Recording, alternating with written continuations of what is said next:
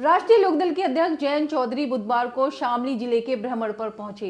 यहां पर उन्होंने मीडिया को संबोधित करते हुए कहा कि वे घटक दल के रूप में एनडीए में शामिल हुए हैं।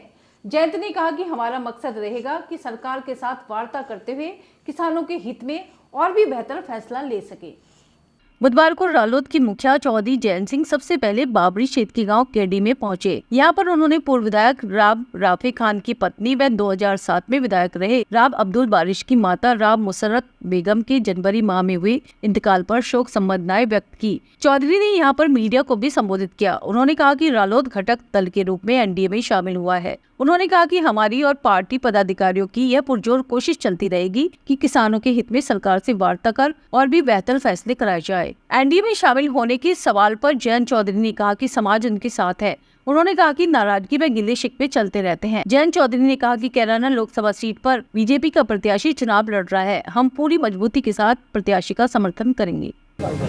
बारिश जी हमारे पार्टी के सम्मानित नेता हैं और इनके परिवार और हमारे परिवार का पुराना नाता रहा। बेगम जी आज हमारे बीच में नहीं, उनका बहुत मान सम्मान क्षेत्र के लोगों में है। मुझे भी याद है जो मैंने उनके साथ पल बिताए, उनकी मुस्कुराहट, उनका प्यार। अब हम चाहते हैं कि वो अगली पीढ़ी उनके कामों को आगे ले जाए। एनडीए में हम लोग घटक दल के तौर पे शामिल हुए हैं। 2 पार्लियामेंट की सीट लोकसभा में हम लड़ रहे हैं। बाकी सब जगह हमारे कार्यकर्ता, मैं उम्मीद करता हूँ यहाँ जहाँ हम बैठे हैं यहाँ बीजेपी के सिंबल पर चुनाव लड़ा जाएगा।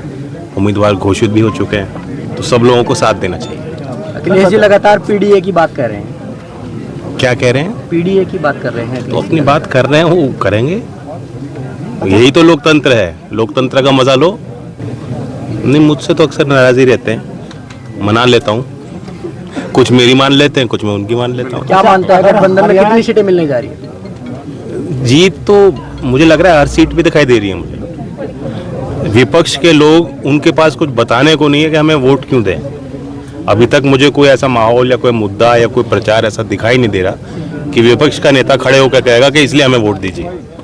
तो अभी तो वोट मांगने की स्थिति नहीं है। अब लगातार किसानों की बात करती थी, अब एनडीए के साथ गठबंधन था, तो क्या आपका कुछ कारण रहे होंगे। अब 10 साल वो रहे खट्टर जी, तो कुछ कारण बने होंगे, पार्टी ने उसको महसूस किया। ये तो बीजेपी का अंदरूनी मामला है, हरियाणा के संबंधित है। देखिए, जाट समाज का हिस्सा है, वो एक जाति है। अकेले एक जाति के लोग रहते नहीं, सब जगह हैं। और जाटों का अपना वर्चस्व, योगदान समाज में है। आप टारगेट करके बार बार जाटों को क्यों टारगेट करना? देखिए, भारत सरकार की कई योजनाएं किसानों के लिए बनी हैं और आगे और बनेंगी। और जहां लोकदल की थोड़ी भी भूमिका रहेगी, हमारा कोई भी प्रतिनिधि होता है, किसी सदन में होता है और अब हम लोग सरकार में हैं, उसका यही हमारा प्रयास रहेगा कि किसानों के लिए कुछ और बेहतर फैसले हम लोग करा पाएं।